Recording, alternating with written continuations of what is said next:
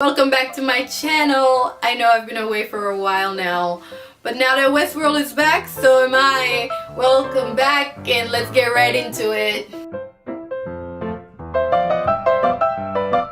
So season 2, episode 1 starts out with a familiar scenario of Arnold and Dolores having a conversation. Dolores asks him what's real. He tells her that it's something that can't be replaced. But she doesn't seem to think it's just that. She thinks there's more to being real than just being irreplaceable. So she digs deeper, and at that moment, Arnold tells her that he's afraid of what she might become.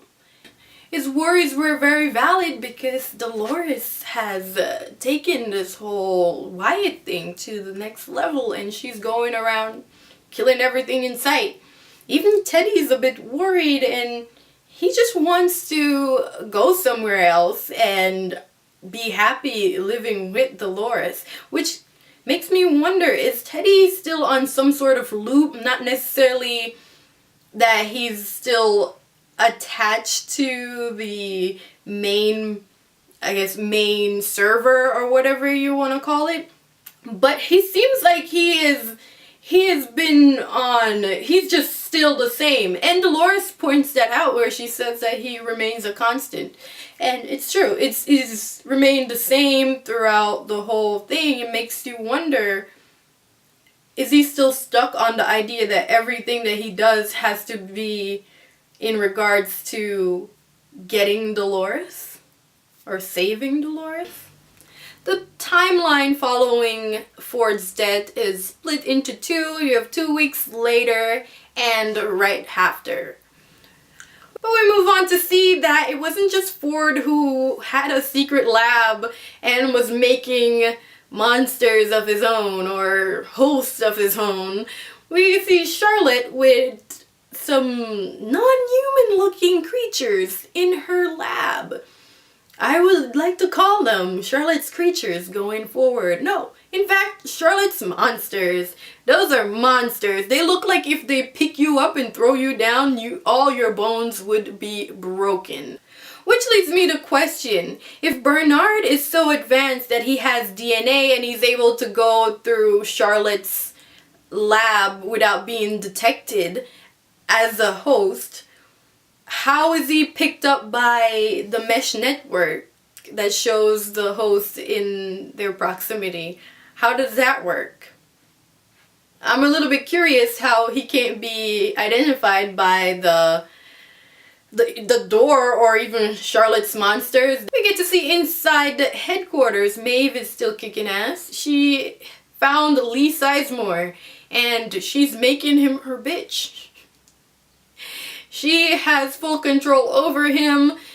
At one point, they were confronted by some human soldiers, and he tried to sell her out, and she was just like, no, it's not gonna happen this way. And she, badass Maeve, kicked some ass and kept it moving. Now she still has Lee, and she seems like she's on the revenge trail, but because she knows that she needs him to bring her to her daughter, she's just gonna embarrass him and humiliate him like they always do to the host. So now she has him stripped. Everything must go. Bernard wakes up on the beach. He's obviously disoriented, or maybe he wants us to think that he's disoriented. He wakes up, you see his glasses being washed away by the waves, and he's also next to a champagne glass. Why is that there? I don't know. Does it have something to do with the party from 2 weeks ago? Or does it have to do with Bernard possibly taking it there? At this point, I'm really curious if Bernard is in on everything and he's trying to pretend as if he doesn't know what happened, but he actually remembers everything and he's just collecting data to somehow attack the humans, because he seemed to be having a reaction towards the human killing the host. And if he's been there for the past 2 weeks and seen all the carnage and all the stuff that the hosts have been doing, he shouldn't have that reaction still.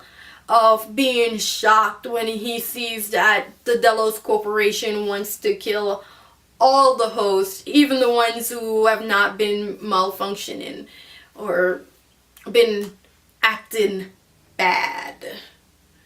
In the earlier timeline following Ford's death, we see William waking up from beneath some dead bodies and just start kicking ass right after. He continues to be William. He's on the quest. The games just start becoming interesting to him now that there are no rules. And he can kill, and they can kill back. William gets a visit from young Ford, which makes you think, how far in advance did Ford plan all of this? You get to see how far gone William is and how into the game he is, that he doesn't even care that this host looked like a child. He shoots him right in the face. He's like, screw you, Ford, you're dead, be dead, don't come back. And it's kind of a mirroring image that you have old Ford lying on the floor with his face shot out and he's being eaten by maggots, and then now here comes William shooting the kid right in the face just the same. But it was really, I really like that moment between the two of them. You really get to see like this little kid embody Anthony Hopkins and just, you know, just let out the evil sounds out of him. And it's one of the most robotic of the robot moments in this, you know, in this episode, separate from the whole cutting open the head and removing the hard drive type brain thing, you know, but it was one of the most robotic moments, which makes sense because that robot, that host, the young Ford host, he is from one of the original days. He's an original day robot. He still got the hardware under his skin. He doesn't have blood. He's not a wetware. Another thing we find out is that Westworld is owned by China. Who would have thought? So much people had the idea that Westworld was on the moon, it was in space, it's on a different planet. But now we find out, no, it's just an island owned by China. Unless it's an island owned by China on the moon. Like, you never know. Where is Peter Abernathy? We know we should be finding him sometime soon because Bernard tracked him using the mesh network. But where is he? Is he still in the park? Is he hiding outside of the park? I don't know. Is he still in the headquarters? Where is Peter Abernathy? Another question I have is Stubbs a robot like Bernard? Everything seems to be pointing in him not being so human. Maybe I'm overthinking it. How did he survive?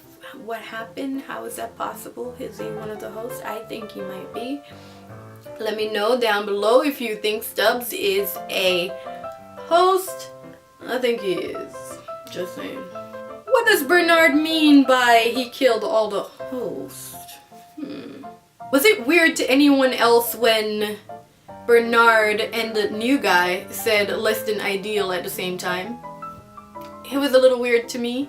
I'm curious what you think.